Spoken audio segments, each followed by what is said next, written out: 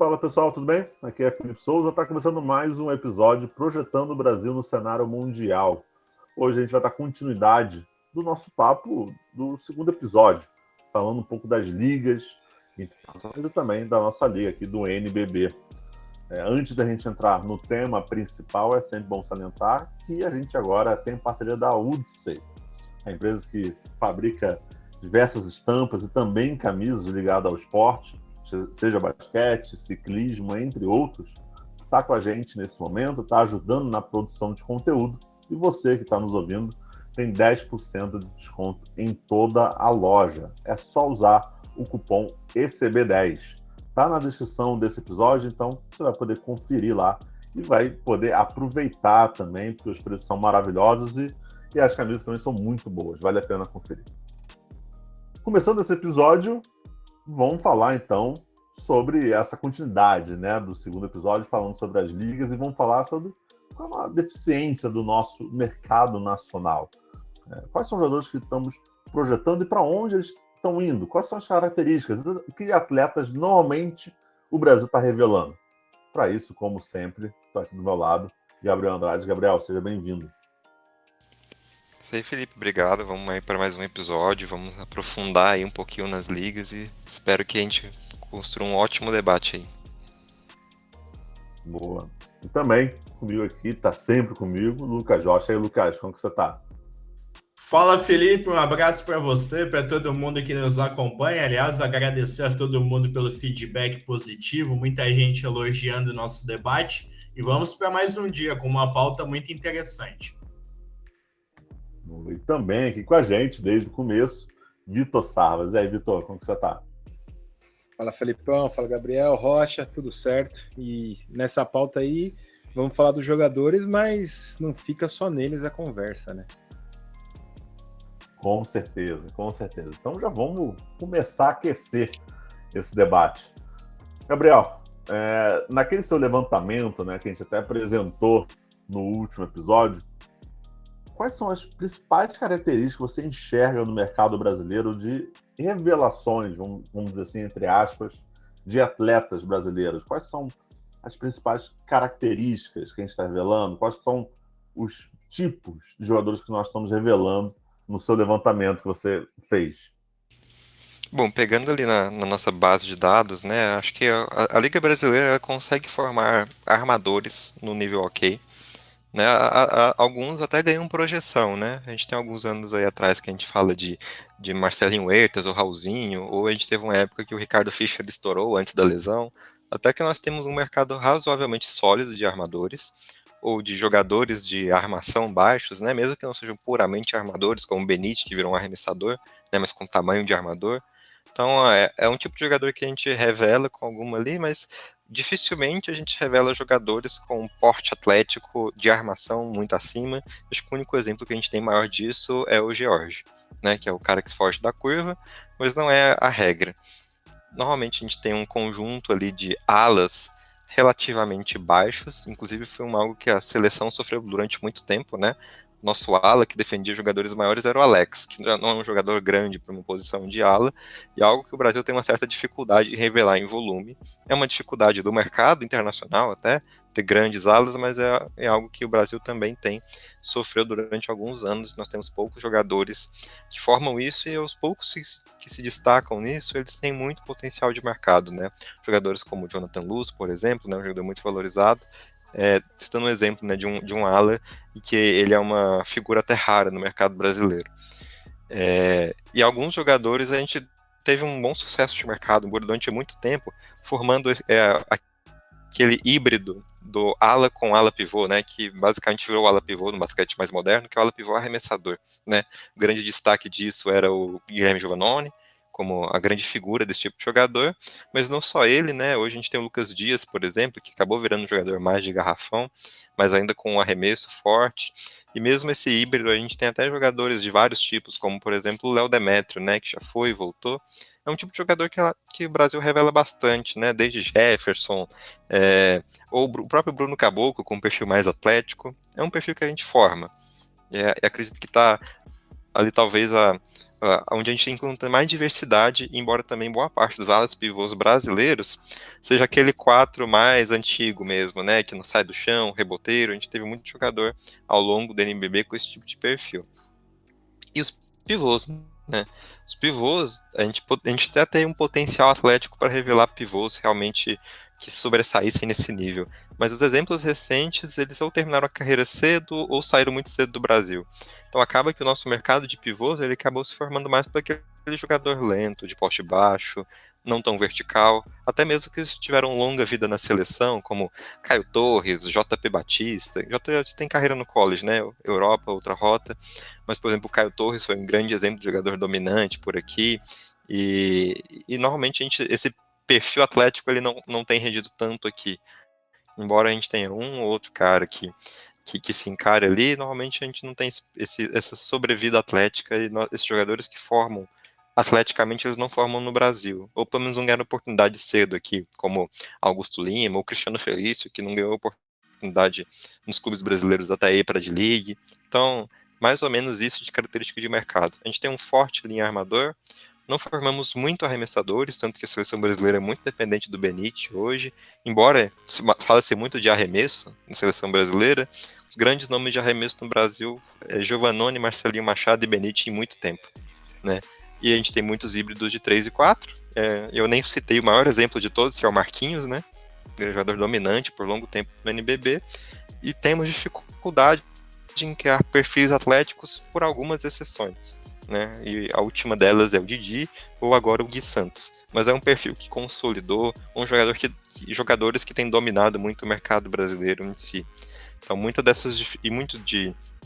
desses perfis que eu coloquei aqui, geralmente o perfil pontuador é um perfil raro. E é um perfil que ele é muito concentrado justamente nesse 3 e 4. Ali. Esse híbrido são, inclusive, os grandes pontuadores do NBB nos últimos anos.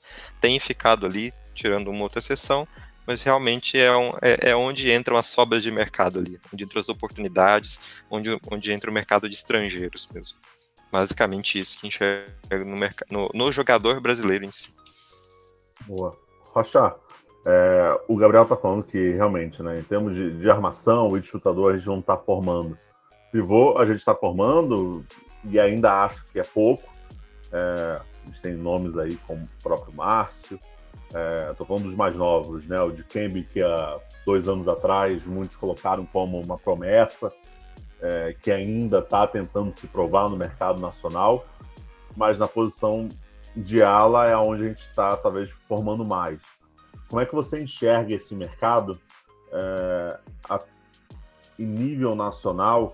O que está faltando para a gente formar os atletas mesmo? Assim? O que você, na sua opinião, o que você acha que está faltando para a gente estar formando mais armador? Porque até pouco tempo atrás até alguém fez o levantamento, posso estar errado se é o Guanais ou o Mundo Basquete, de armação a gente tinha o Balbi, a gente tinha o Figueiredo, Pierotti, quer dizer, muitos estrangeiros e nenhum nosso ali praticamente. Como é que você enxerga esse mercado? Felipe, eu acho que, dentre tantos problemas que a gente pode listar por aqui, na questão dos armadores, eu sinto que faltou um amadurecimento rápido de alguns, né? Porque a gente pode pegar jogadores como Alexei Borges, como Felipe Ruivo também, eles demoraram para se tornar armador de elite mesmo aqui no basquete nacional. E o próprio Ruivo também vem de uma ótima temporada no Paulistano, mas vai precisar dessa para se firmar de verdade, né, como um grande jogador no cenário nacional. E nessa situação dos armadores, eu sinto que faltou muito intercâmbio, né? O Alexei, por exemplo, nunca jogou em uma seleção de base. Ele já chegou, a primeira convocação dele para a seleção foi em uma seleção adulta. E o Felipe Ruivo, por mais que ele tenha jogado Sul-Americano, Copa América, quando ele ia jogar o Mundial no maior nível, acabou caindo justamente naquele momento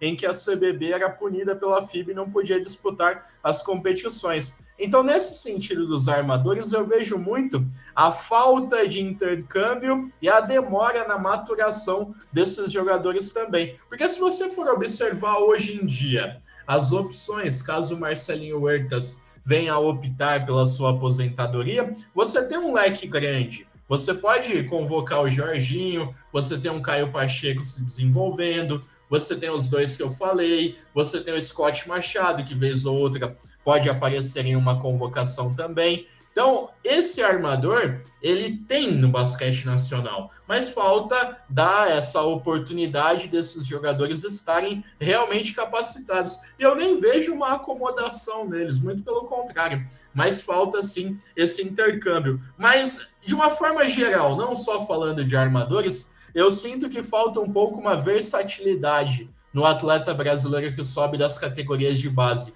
Ou você tem um jogador muito técnico e que fisicamente fica devendo, seja pela agilidade mesmo, ou até pelo tamanho também. E em outros casos, que você tem um cara que é perfeito fisicamente, mas tecnicamente ele fica devendo. Acho que está faltando aqui no Brasil a gente cruzar essas características para realmente formar um prospecto perfeito, né? E exemplificando, talvez o Didi tenha sido o último que a gente viu com essa condição de cruzar a capacidade técnica que ele tem com uma boa condição física também. Boa. Sarvaz, dentro do clube, né, o trabalho dentro do clube, o que você acha que está faltando para a gente, desde a base ali, já está formando esse atleta? Será que na categoria de base se espera-se muito mais de um ala pontuador e muito menos de um armador ou de um pivô? Será que tá sendo feito esse trabalho mesmo de formar esse jogador? Acho que o verbo perfeito é isso, formar esse atleta para essa posição. Será que a gente está tendo essa formação na base ou não? Ou essa formação não existe, quando chega na categoria adulto, o garoto é colocado numa posição que talvez a sua envergadura, talvez o seu porte físico, talvez o jogo facilite mais. Na verdade, o problema é exatamente que a gente está formando esse jogador na categoria de base. Essa especialização muito cedo, muito precoce, é o que acaba trazendo um problema para quando chega na categoria adulta. Por que isso? Porque muitas vezes você não sabe nem se o cara vai ficar alto se você está treinando um pivô. E se aquele jogador não crescer? E ele treina de pivô desde os 13, 14 anos? E fica com 1,90 m. O menino não sabe jogar em outra posição. Técnica, assim, com muitas aspas, mas ele mal sabe jogar basquete, ele sabe jogar de pivô. É isso que ele aprendeu a base dele inteira. Essa especialização precoce acaba sendo um problema para as nossas categorias de base. A gente tem por N motivos culturais e também de necessidade de dentro de clube, entre outras coisas, a gente acaba tendo que ter essa especialização muito cedo. Por questão de vitória, por questão de resultado, enfim. Por qualquer motivo, essa especialização acaba muito cedo. E isso acaba sendo um problema muito grande, porque você não sabe como fisicamente aquele jogador vai se desenvolver. Existem maneiras de você medir quanto que ele vai crescer, trabalhar a parte física dele? Existem. Elas são precisas? São. Elas são 100% confiáveis? Não. Nenhuma é. E por isso que essa especialização ela tem que ocorrer o mais tarde possível na carreira do menino. Por quê? Se você faz o cara jogar em todas as partes da quadra, com drible, arremesso, joga de costa, joga de frente, joga em todas as posições possíveis, pelo menos que eu gosto de usar essa palavra posições, mas enfim, você acaba estimulando ele a desenvolver as partes do jogo de uma maneira geral. Você tem esse ensino. Então, se ele cair naquelas posições mais velho, mesmo que não seja a posição dele, ele já teve algum contato com aquilo, ele sabe o que ele tem que fazer, ele tem repertório motor, ele pode ser que ele tenha repertório técnico, além do repertório motor. Ele pode ser que ele tenha repertório tático, além das outras duas coisas, que seria o último nível disso. Então, essa especialização precoce, ela mata esses outros níveis. Por quê? O garoto tem experiência no nível mais baixo só, que é o da posição, e ele não consegue desenvolver outras partes do jogo. Existem exceções? Óbvio que existem. Tem jogadores que conseguem jogar em 300 mil posições, que é o caso do Marquinhos, que a gente já até falou aqui. Mas é uma exceção à regra. Você consegue ter uma melhora na qualidade dos jogadores quando você tem gerações que os caras têm mais ou menos o mesmo nível de basquete, mas aí um cresceu um pouco mais, o outro ficou um pouco mais forte, o outro ficou um pouco mais rápido, mas tendo o mesmo nível de entendimento e técnico, você acaba tendo uma boa geração. E aí, exponencialmente, vão ter os outliers que vão aparecendo com mais frequência por causa desse estímulo. Mas você precisa ter esse estímulo desde cedo do garoto jogar o basquete em todos os lugares da quadra, de todas as maneiras possíveis, e só especializar ele lá na pontinha do funil, quando ele já está indo para uma carreira profissional mesmo. Aí sim, não, beleza, agora esse cara aqui ele vai treinar só disso aqui. E ainda assim tem que dar alguns outros estímulos ao longo da carreira, porque senão o cara vira um robô, né? Total. Ô, Gabriel, puxando um pouco, olhando um pouco para fora do nosso país, como é que você enxerga esse trabalho de base em outros países, na formação mesmo desses atletas, porque eles estão saindo na nossa frente, na parte técnica, que eu quero dizer. Claro, estrutura, não vamos entrar muito no detalhe. Eu acho que vai ter uma parte da estrutura, isso é fato, mas na parte técnica e tática, o que a gente está deixando a desejar em comparação ao mercado internacional? O mercado internacional ele tem várias características, né? Mas uma coisa que eu gosto de destacar, que é um bom exemplo de como aproveitar talento em aspecto demográfico, né? Consegue formar muito talento técnico com pouco disponível, são as escolas jugoslavas. Então, geralmente, quando a gente olha para a Sérvia e Croácia, aí é justamente isso que o Sarvas vinha puxando, de uma formação multiposicional, ou, na verdade, uma formação sem posições, né, digamos assim. A gente pode olhar nas duas coisas, nos aspectos que um acaba colocando o outro. Que aí, sim, você treina os meninos pelo menos até os 15, 16 anos, cumprindo funções de quadra, nos vários aspectos técnicos possíveis, para depois você fazer uma especialização. Não é à toa que você acha tanto jogador sérvio, croata, versátil. Acho que a gente tem grandes exemplos, né? Os mais, tipo, Nikola Jokic. Todo mundo sabe quanto Nikola Jokic é versátil, quanto ele se formou assim. Você nem precisa ir tão longe. Tipo, Nemanja Bjelica. Ele se formou como um grande cara na Europa, com aspecto de passe desenvolvido num jogador da posição 4, por exemplo, né? E isso é algo que você deve incentivar no jogador, porque aí, isso pegando da escola iugoslava, né? Ou mesmo pegando um jogador como o Luka Doncic, que foi um grande jogador, um armador grande, né? Que ele só conseguiu isso porque teve um desenvolvimento técnico na Eslovênia desde cedo para procurar um desenvolvimento como condutor de bola. Isso faz toda a diferença, né? Até porque a gente está lidando com a incerteza até do desenvolvimento físico-técnico de um jogador, que pode ir para qualquer caminho. Então, legal, a gente tem escolas que fazem isso. Isso pegando na escola iugoslava, mas a gente pode até expandir o repertório, né? Isso não está presente só na escola iugoslava. É algo que está muito presente, por exemplo, na Lituânia. Você não vê jogador na Lituânia que não treina chute, por exemplo. O jogador não fica limitado a essa questão. Então eles formam sempre bons arremessadores, independente da posição, e costumam formar arremessadores grandes. Que é uma coisa bacana. Até porque quando a gente olha em basquete internacional hoje, quando a gente fala de basquete, né, mesmo essa noção de posição já é uma noção, assim, complicada, né? A gente vai para os grandes níveis, o jogador tem que saber executar um papel no time que ele vai jogar. E amanhã ele vai poder jogar em outro time que ele vai poder desenvolver outro papel, vai jogar com outro técnico. Você tem que formar um jogador que ele saiba ser conduzido por diferentes treinadores, né? Por diferentes contextos de basquete. Então isso é importante, isso tem em vários lugares. Cada escola, claro, vai ter o seu forte ali. Eu lembro muito de acompanhar o Real Madrid, e a base do Real Madrid é uma referência de base no mundo. Revela um número muito grande de jogadores, e a grande coisa sobre o Real Madrid, por exemplo, enquanto escola de basquete espanhol, é formar jogadores que saibam infiltrar, que saibam tomar decisões infiltrando.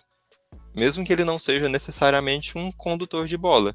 Mas é uma característica que você enxerga muito bem no jogador do Real Madrid. Ele sabe bater para dentro.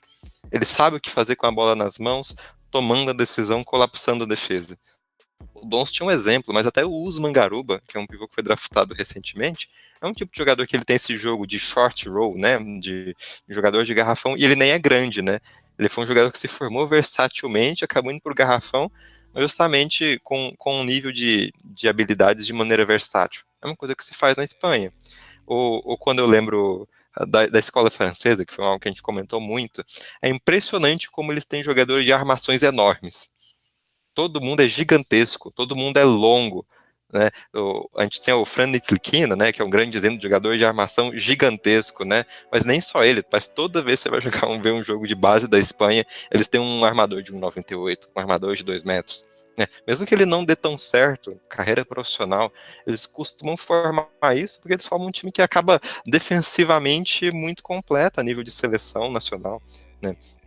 Esse é um aspecto legal as escolas, elas estão olhando para isso, pensando já nesse pensamento sem posição. Isso é muito legal. Mas nem todas as escolas pensam nisso, mas eles têm um planejamento de desenvolvimento técnico, tático, né? Hoje, se você pegar a Argentina, olhando para o lado, né? A Argentina tem a cartilha de desenvolvimento dela, colocando um perfil claro do que o jogador tem que saber até certa idade, que foi algo que até o Sarvas já trouxe em um dos nossos episódios. Isso é legal, você já dá um direcionamento, e esse direcionamento, novamente, ele não olha para um nível engessado de posições. Não é isso que você está procurando no atleta. Você está lidando com a incerteza do desenvolvimento técnico, e tem lugares que conseguem olhar para isso. Tem lugares que até não se preocupam tanto com isso, tipo, a base nos Estados Unidos, ela não é tão uniforme assim, mas ela tem um volume, um poder tão grande de desenvolvimento técnico, que você forma jogadores de vários tipos, e tem uma estrutura para fazer um aprimoramento físico muito grande. Mas a questão, né, a gente está vendo várias oportunidades no basquete internacional, e eles estão olhando para esse lado multiposicional, tirando esse foco da questão de, você vai virar um pivô com 15 anos, você não precisa ter esse nível de engessar um jogador, até para você precisa dar ferramentas para que ele se transforme já enquanto adulto. O jogador não vai ter nem a carreira, quando ele tiver 20 anos, talvez ele chegue um jogador muito diferente quando ele tenha 30.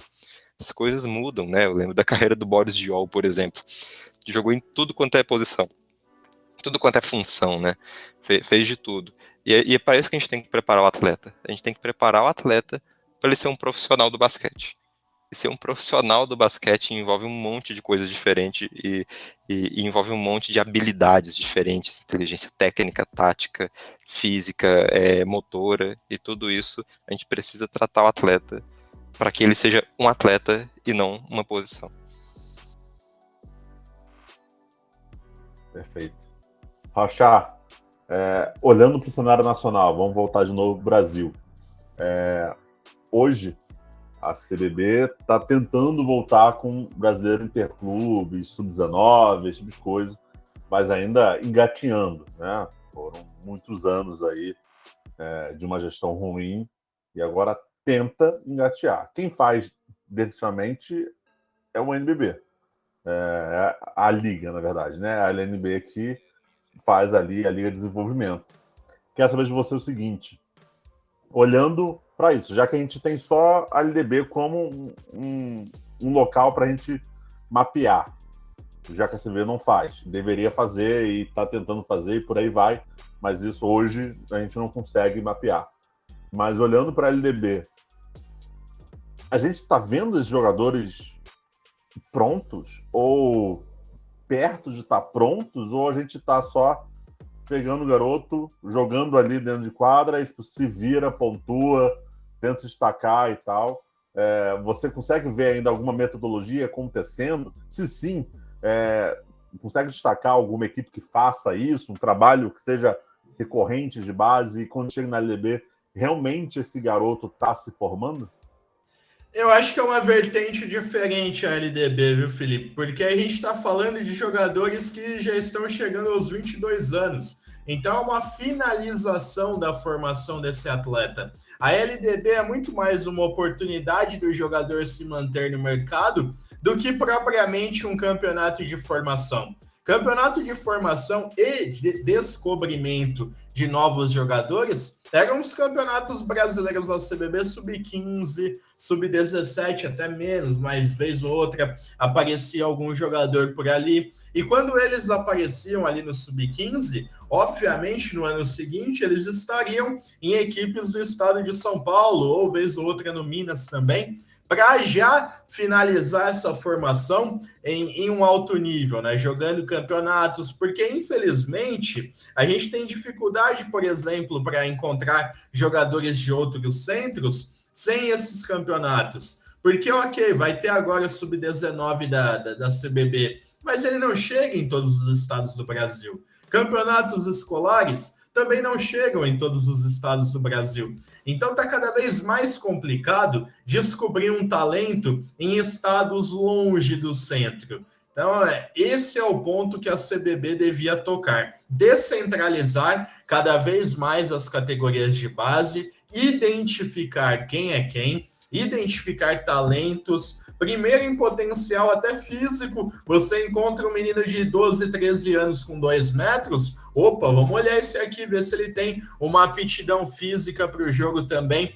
Vai muito de política pública também, né? E hoje a gente vê cada vez menos o incentivo à prática esportiva dentro das escolas, e aí você até pode encontrar alguém que incentive na escola, mas aí não encontra um clube, às vezes na cidade não tem onde levar o menino também. Então é complexa essa questão de formação, Felipe, mas com certeza o modelo atual que o Brasil vive é um modelo completamente errado, é um modelo elitista e que a gente vai encontrar jogador só aqueles que tiveram a oportunidade mesmo ou que estavam no dia certo e no local certo, mas não é uma análise global. Não, perfeito. Eu até cito a LDB muito, porque o nome leva a isso, né? Liga de Desenvolvimento. Só que a gente não está desenvolvendo, né? Você mesmo disse, já é um Sub-22. Já está numa reta final, você não está desenvolvendo ninguém ali. Ele meio que já teria que estar, entre aspas, bem encaminhado, ou em fase final de formação, ou em fase final de aprimoramento de alguns aspectos técnicos. Então, é diferente. Agora, quero saber, Sarva, de você o seguinte, o Rocha tocou num ponto que, para mim, tocou em vários pontos ali que eu acho que é fundamentais. Política pública, de incentivo do esporte no colégio, quanto mais cedo essa criança fazer qualquer tipo de exercício, se praticar esporte, basquete especificamente, melhor. Pode estar aparecendo novas gerações, novos jogadores de basquete, só que aí também esbarra numa coisa que o Rocha também falou, que para mim também é fundamental. Hoje o basquete é elitista. O basquete hoje... já falei isso, eu acho que numa live ou algo do tipo. Basquete não é para pobre e nem para a pessoa que está na periferia. Basquete é para quem está mais perto de um clube social ou quem tem uma condição financeira um pouco melhor, já que a maioria dos clubes são clubes sociais e a maioria dos clubes também não tem escolinha ou algo do tipo de formação em periferia. Pensando que a gente pode estar perdendo jogadores de base ali, por causa de política pública, por causa desse corte que o sistema dá, justamente você não está dando oportunidade para esses garotos de periferia também tentarem, né? O que acontece muito no futebol, isso é muito legal até o pessoal que está ouvindo, trazer esse paralelo rápido do futebol. Futebol acontece em qualquer lugar, tem na periferia, tudo bem que é cultural, isso são fatos também, mas o Flamengo, o São Paulo, o Corinthians têm suas escolinhas periféricas. Eles conseguem trazer esse garoto. Eu me lembro até um outro dia, eu não sou o mais conhecedor de futebol que existe, mas o Bruno Henrique, que está no Flamengo, se não me engano, também começou tarde e veio de futebol amador. Rocha, que entende mais de futebol que a gente, eu acho, pode até confirmar isso. Vem de futebol de várzea. Então, nasceu ali, dar uma oportunidade foi fundamental lá pelo Flamengo. Quero saber de você o seguinte: o que a gente pode fazer para tentar aproveitar? Lembrando que a política pública não vai mudar de um dia para o outro, mas o que pode ser feito se é cargo da federação, do estado, se é cargo da CBB, se é cargo dos clubes, de alguém, para a gente não perder esses talentos assim, tão precocemente, sem saber se vão virar ou não. Bom, é aquela famosa situação complicada. Isso daí, primeiro, tem que começar com uma diretriz nacional. Precisa existir uma diretriz nacional do basquete. E aí ela precisa ter a diretriz para os profissionais que vão trabalhar com basquete, uma diretriz para o esporte escolar, uma diretriz para o esporte de base e uma diretriz para o esporte profissional. De cabeça, assim, eu acho que seriam as principais diretrizes, assim. Por quê? Porque é com esse fomento, com essa capitalização que você embute dentro do Estado que você vai conseguir começar a criar um movimento a favor de desenvolvimento de talento. Sem isso, você vai viver do que a gente vive, de geração espontânea. Acidentes que acontecem e dão certo. E é isso. Porque se você for ver o volume que a gente tem de atletas, é muito baixo para o tamanho do país. É um país de 200 e muitos milhões de pessoas. E você tem basquete acontecendo numa região que deve ter o quê? Uns 70 milhões de pessoas, 80 no máximo, que é a região sul-sudeste ali. Então, é um número muito pequeno comparado com o todo. É um volume muito baixo de pessoas impactadas, atingidas. E isso tem que ser feito de uma maneira de cima para baixo no sentido de organização, mas de baixo para cima no sentido de aplicação. Por quê? Você começando no esporte escolar, o participativo, você começa a criar o interesse e as condições das crianças treinarem e dos profissionais que trabalham com basquete se desenvolverem. A gente acaba esquecendo um pouco, a gente até conversou hoje durante o dia por causa de uma mensagem do Jonathan Sintra, a gente esquece desses profissionais que trabalham com a modalidade. E muitas vezes não, eu diria que a grande maioria das vezes eles trabalham com o que tem. E muito dos problemas não são culpa deles, é o que tem. O cara teve acesso só até isso. E é só até isso, até ali é onde ele consegue levar as coisas. Então, porque o Brasil forma mal, porque o Brasil isso e aquilo. Sim, mas por causa da estrutura. Os profissionais são parte dessa estrutura. Eles precisam desse apoio também, dessa visão, desse, entre aspas, aí, manual. Por quê? Como o Gabriel falou, na Argentina, eles já possuem isso e aplicam, e a gente pode ver que funciona relativamente bem, aparentemente. E é um modelo muito utilizado. Eu me arrisco a dizer que eu acho que, tirando os Estados Unidos, que faz o basquete mais freestyle porque pode, porque tem 3 bilhões de pessoas lá que praticam a modalidade em todo lugar, os países mais fortes, as ligas mais fortes, os países com times mais fortes de seleção, eles têm diretrizes do Estado, federais, assim, ou confederais, depende do país, enfim.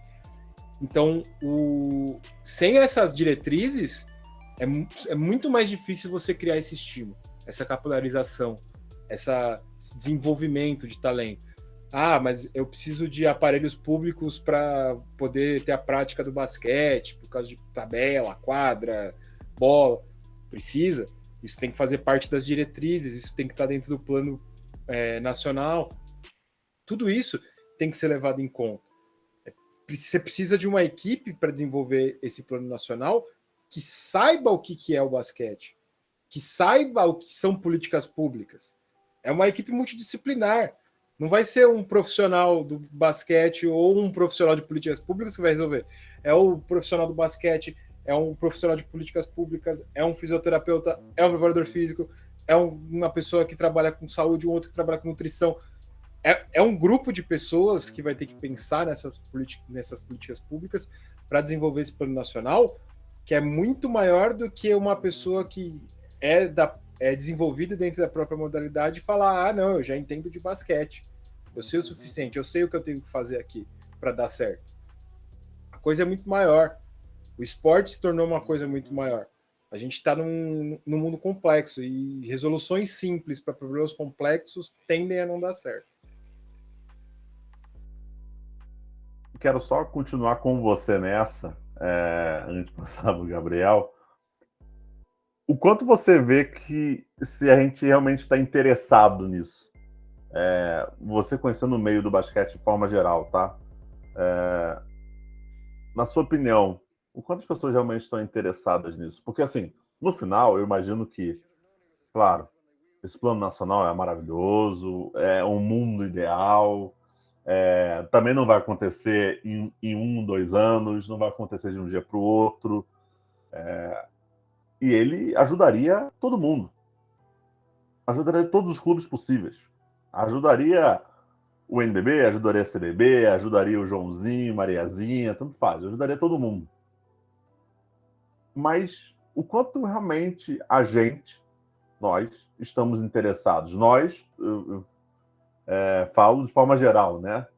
Se a gente realmente está interessado, como é que você enxerga isso? A gente realmente está interessado nisso mesmo? Ou não? Tipo, eu sou treinador, eu sou dirigente do clube, não sei, tanto faz, de uma zona sul, de um lugar bom, São Paulo, né? Vamos de um Pinheiros da vida, no Rio de Janeiro, de um Flamengo que está na zona sul.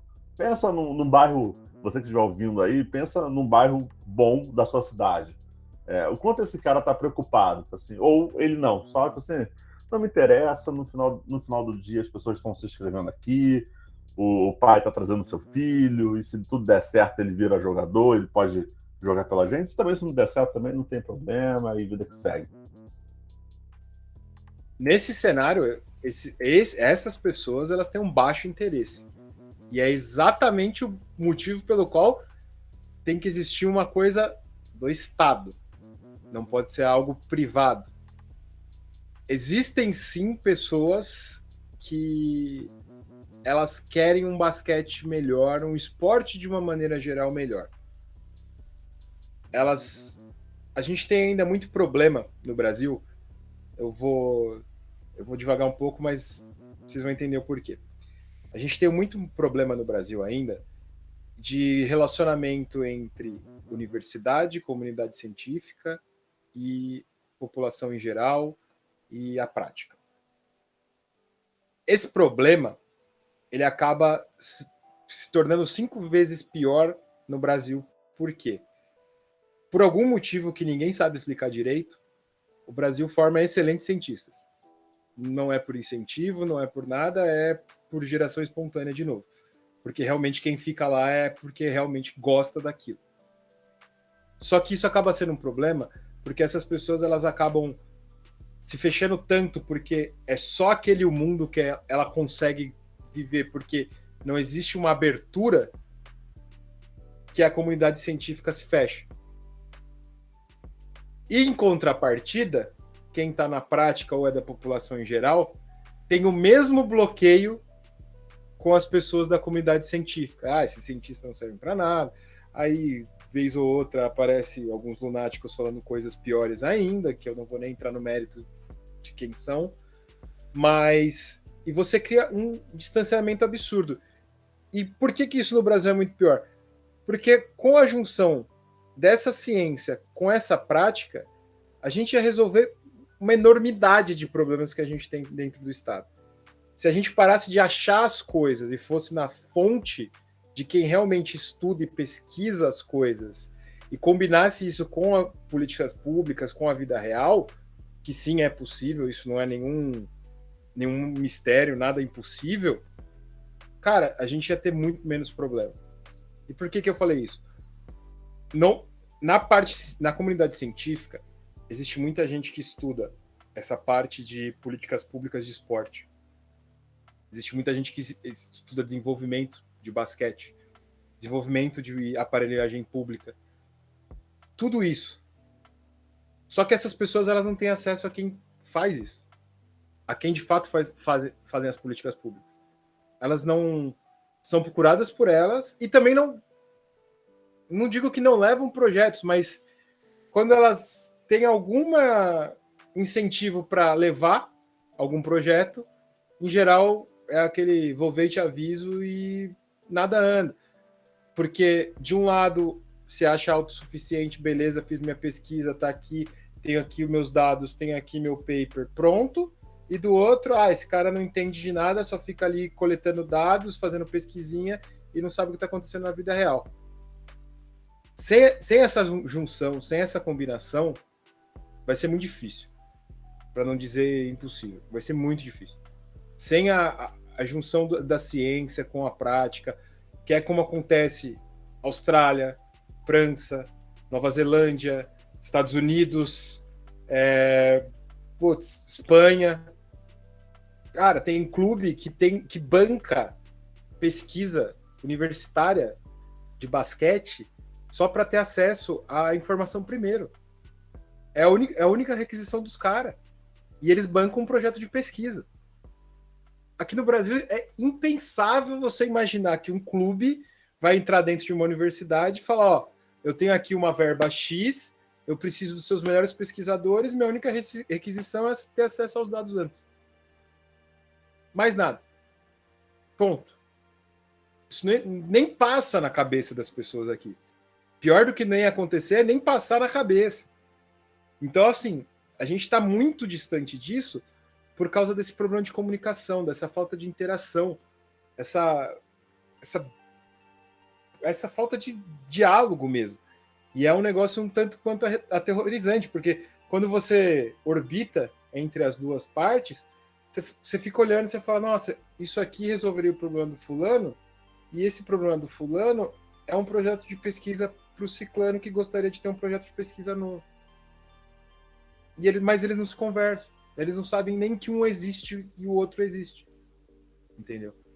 E esse é o nosso maior problema. É não aplicar de fato o que a gente tem de ciência combinado com o que a gente tem de prática. Resposta mais completa. E eu fico impressionado que toda vez que a gente vai indo para esses papos, a hora vai passando, o tempo vai passando e assim surge sempre outros microtemas dentro de um tema principal e ele vai se dividindo, vai abrindo e por aí vai. Por exemplo, já queria entrar no lance dos atletas, mas não vai dar nesse episódio. Mas quero falar com você, Gabriel, o seguinte, dando sequência aqui o nosso roteiro, tentando dar sequência no nosso roteiro, que esse é um ponto principal. Quais são hoje as maiores deficiências que você enxerga no nosso mercado? A gente falou das características de jogadores que normalmente o Brasil está formando. Mas, na sua opinião, qual é a maior deficiência hoje do mercado nacional em termos de formação de atleta? Em termos de formação de atleta, temos extrema dificuldade de revelar jogadores pontuadores de perímetro. Por muito tempo a gente foi dependente do Marcelinho e do... O Marcelinho é um nome bom, mas hoje a gente tem o Benítez, e o Leandrinho. Mas acho que a gente forma muito pouco esse 2, 3 que pontue, que seja um criador do drible. Isso é um problema de mercado, onde entram muitos jogadores americanos que se acostumaram a dominar a Liga Brasileira por muitos anos. A gente fala de Holloway, ou a gente fala de Chamel, né? Chamel dominou quantos anos de campeonato nacional que o Chamel era o grande pontuador de posição 2 e 3. E os jogadores americanos aí são incontáveis. Isso é uma grande deficiência de mercado. É uma deficiência de mercado até global, assim, mas o Brasil tem o seu ponto ali, que a gente ficou dependente por muito tempo de alguns caras. E até mesmo pensando em projeção internacional. Tipo, Alex é um cara 2 e 3 que foi pontuador do nível nacional. Ele não é esse jogador no mercado internacional. Né? O Alex é um jogador que poste baixo, um jogo sem bola ali, defesa. Né? Ele não era esse pontuador a nível internacional. Né? Como a gente teve o Marcelinho, e hoje o Benítez nem é isso, né? O Benítez, ele é aquilo que a gente chama de gravity shooter, né? O jogador sem bola, que cria, que arremessa em movimento, mas ele não é esse cara de criação de ataque, né? Um cara que conduz a bola. Então, isso é uma deficiência de mercado muito grande, no mercado brasileiro. pensando em 2, em 3, mas inclusive em armadores mesmo, né? Acho que tem um jogador hoje que se destaca como um armador bem pontuador, é o Iago, né? Mas o Iago, talvez, ele sozinho não vá dar conta de tudo, né? O Iago tem as próprias deficiências físicas, talvez ele vá ser um cara internacional para banco, por exemplo. Mas isso é uma grande deficiência pensando na maior, mas não é única também. Uma grande coisa que o cenário nacional foi dependente por vários anos é de formação de jogadores de garrafão atléticos. Os que chegam aqui têm muito sucesso. A gente fala de Jerome Meinse, por exemplo, logo no começo do NBB, que teve sua dominância, mas David Nesbitt, né? O impacto que um jogador igual o David Nesbitt teve no mercado brasileiro, né? Como jogador barramense, né? Como jogador atlético, que inclusive relativamente versátil, né? Com algum arremesso. É um jogador que se forma muito pouco aqui, esse tipo de jogador de garrafão com noção de cobertura, que cria espaçamento vertical. Um jogador que teve impacto no mercado nacional. E esse pivô atlético é algo que a gente deveria até revelar mais, pensando no tipo de produto nacional que a gente tem disponível, né? Alguns jogadores até falharam em ser isso a nível de desenvolvimento e caminharam para um outro nível, né? Eu estou olhando aqui, por exemplo, para o Wesley Senna, por exemplo, jogador que não se desenvolveu, era para ser um prospecto de pivô atlético, né? E aí a gente tem vários tipos, o próprio Lucas Mariano, como era um prospecto considerado atlético, e o caminho de desenvolvimento dele foi outro, né? Foi um jogador que desenvolveu primeiro no jogo de garrafão, e depois foi passar quadra e tal. Mas é um produto que a gente está muito dependente do mercado estrangeiro. E outro exemplo que já foi até citado aqui, jogadores de passe criativo. A gente é muito dependente de argentino no mercado nacional para esse tipo de jogador. Demais, né? Eu lembro, inclusive, entrevista do Marcel, algum tempo atrás, para o Bial, falando que o jogador brasileiro tinha a criatividade ao seu lado, e eu ainda não vi isso. Faz tempo que eu não vejo jogador de passe criativo mesmo. Jogador que comanda o pick and roll. Claro que a gente tem, né? A gente tem o Huertas, por exemplo. O Huertas é esse tipo de jogador. Quem além do Huertas... mais um Fulvio. Mas não tem mais um Fulvio, né? Jogadores envelheceram e acho que os grandes armadores que a gente tem aqui, eles são meio que burocráticos, eles fazem algumas coisas bem, mas não demais, e não demérito deles. A gente tem bons jogadores, mas que sobressaem relativamente alguma coisa. Tipo, a gente estava jogando seleção com Cauê Borges, com Alexei, ou com, a gente citou o Ruivo aqui, ou, enfim, Ricardo Fischer, né? Esses caras, eles acabaram que não se sobressaíram no mercado internacional nesse nível criativo. Esses jogadores fazem um pouquinho de alguma coisa ali, outra aqui, arremessa bem, ou defende um pouquinho mais ou menos, tem alguma noção de controle de jogo, mas depois do Huertas ou o Fulvio, a gente foi perdendo esse jogador criativo, e olha o tanto que do lado revela, né? Inclusive, até no Uruguai parece que a gente tem mais, né? O impacto que o Parodi teve no mercado nacional, por exemplo, né? E na Argentina é Campasso, é Laprovítola, é Vildoça, jogadores que eles se destacam por agora eu lembrei do termo em inglês, que é flair, né? Mas acho que é algo mais como imprevisibilidade, né? Um jogador que ele foge ali do que ele consegue criar simplesmente por fugir do tradicional.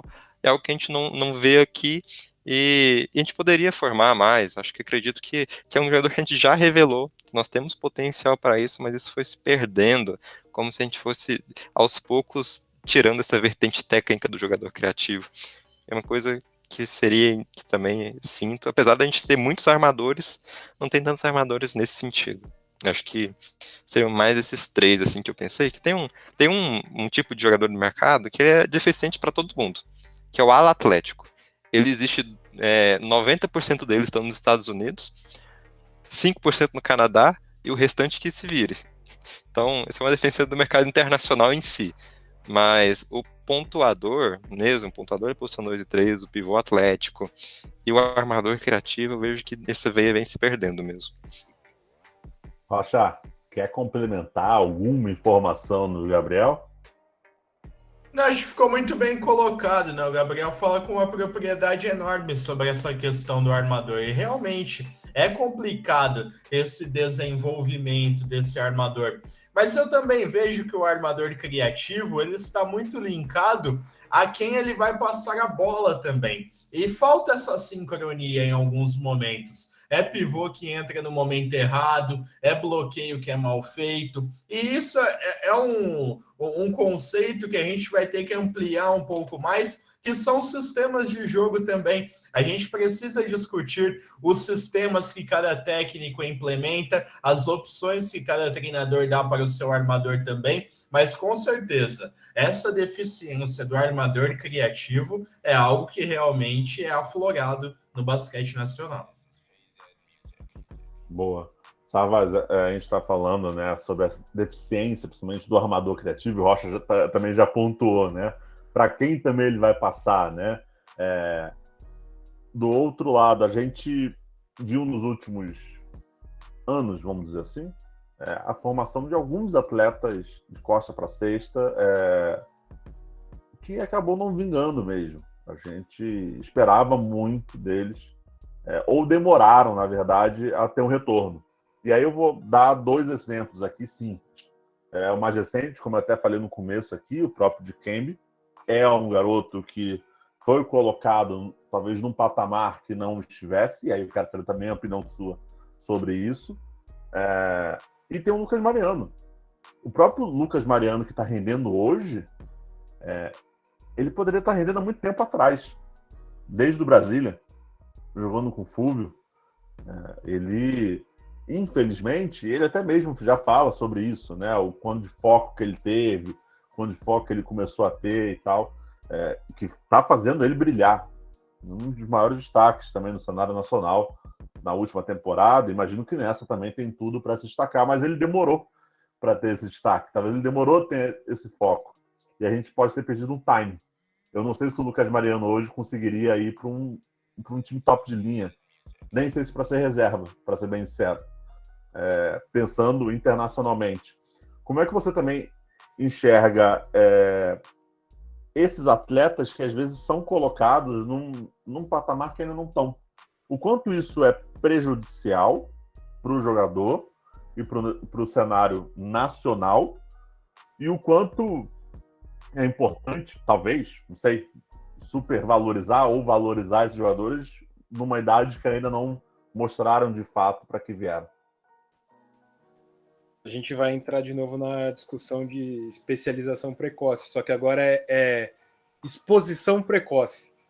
É o garoto ter uma exposição precocemente, e uma coisa que eu vi muito na época, lá em 2002, 2001, na época que o LeBron James ia para a NBA, todo mundo falando que é o melhor, e teve um jornalista americano, que eu não vou lembrar o nome dele agora, por motivos de memória horrível, que ele falou, de tanto te falarem que você é o melhor, uma hora você acredita. Uma hora você acaba acreditando que você realmente é o melhor. E muitos desses atletas, eles só ficam ouvindo, que você é incrível, que você é isso, que você é aquilo, e aí você é o melhor pivô, você é o pivô mais dominante, você é o pivô incrível, você é o maior, você é isso, blá, blá, blá.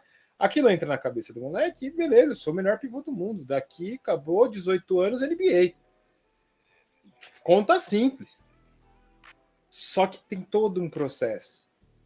Aí você descobre que não dá mais para jogar de costas para cesta no mundo da FIBA. Por quê? Porque tem 8 milhões de pessoas dentro do garrafão. E agora? Eu só aprendi a jogar de costas para cesta. Ferrou.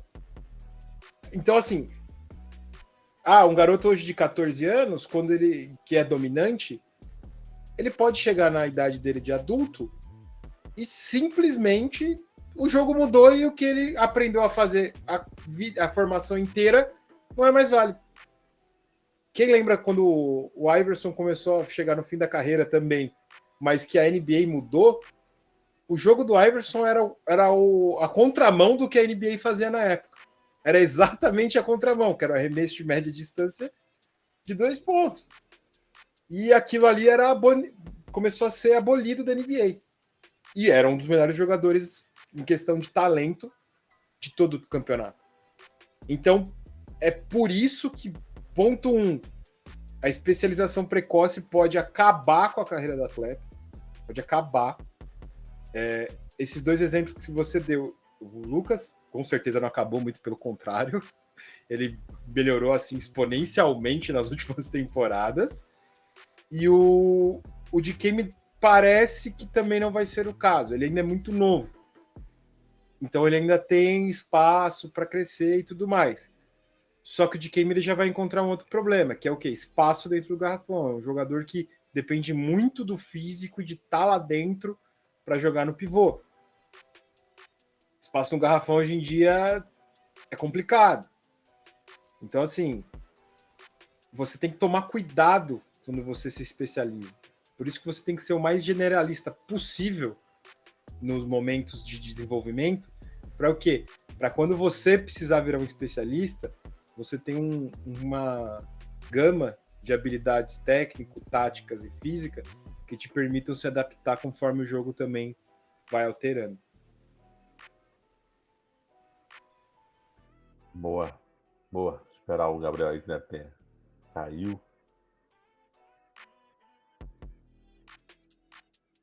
Ver se ele volta.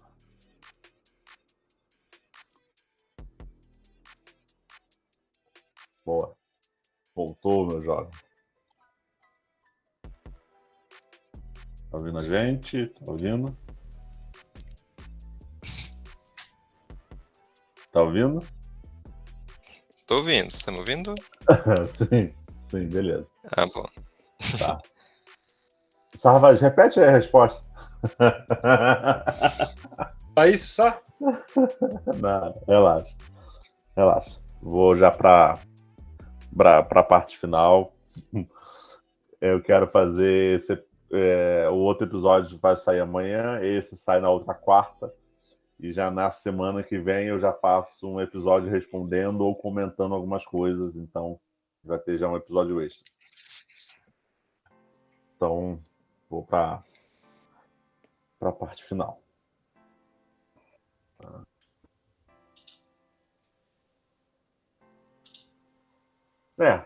Como o Sarvas disse, acredito que Dikembe vai realmente também encontrar essas dificuldades, né, dentro do garrafão. Lucas Mariano está bem longe de acabar a carreira, mas é o que o Sarvas também falou, a superexposição do atleta não é uma coisa tão boa assim. É muito legal que a gente valorize quando esse atleta, né, vem fazendo bom desempenho, e aí é até natural da parte do torcedor, mas essa supervalorização talvez, ou na maioria dos casos, prejudica mais do que ajuda. Gabriel, a gente está chegando na fase final do nosso papo.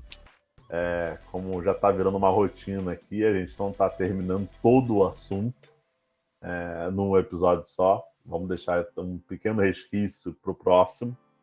Mas eu quero te agradecer, cara, como sempre aí, estar com a gente, falando sobre projetar mesmo o Brasil no cenário mundial e a gente trazer esse debate, né, para o pessoal, que é bem legal. Sempre muito interessante, né? A gente quer conversar, a conversa no rumo, ela vai tomando outra, a gente consegue trabalhar dentro de uma mesma temática, passar por diversas coisas, está saindo maior do que a gente esperava, mas a gente tá sendo até bom, né? Porque a gente está tocando em vários pontos e a gente não consegue falar sobre basquete brasileiro sem falar de tanta coisa que nós precisamos tratar para tratar esse assunto com a seriedade que merece, né? Então, mais uma vez aí foi um ótimo episódio, uma ótima maneira aí de construir esse debate e falar sobre a seleção brasileira e a situação do jogador brasileiro. Pachá, muito obrigado, meu jovem, mais uma vez. A gente se encontra na próxima semana, hein? Show de bola, Felipe. Agradeço mais uma vez o convite. Espero que quem chegou até o fim desse podcast tenha gostado do conteúdo que a gente preparou também. Por favor, espero que tenham gostado mesmo. Por favor. Sarvaz, também, muito obrigado, hein? Valeu, pessoal. Mais um episódio legal aí.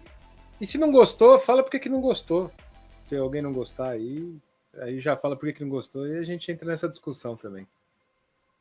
Boa, por favor. E já deixando para vocês, na semana que está saindo esse episódio, a gente já publicou no Twitter a gente fez um tweet justamente chamando vocês para debater. Então, queremos responder as perguntas de vocês ou debater um tema que vocês levantaram, que talvez a gente não tenha falado. Então, o próximo episódio a gente vai ouvir vocês. A gente vai querer saber um pouquinho de vocês para a gente poder trazer, enriquecer cada vez mais esse nosso bate-papo.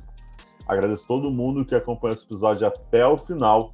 Não se esqueça de se inscrever no canal do Esporte Clube Basquete em todos os agregadores de áudio, no seu agregador de áudio preferido, no Spotify, no Apple Podcast, no Chrome, por aí vai, do Google. Por favor, é importantíssimo para a gente. Compartilhe também, marque a gente. Fale o que você achou, o que você não gostou, como até o próprio Sarvas falou, para a gente poder mesmo evoluir, que esse bate-papo seja para engrandecer mesmo o cenário nacional. Tá bom? É isso, pessoal. Até a próxima semana.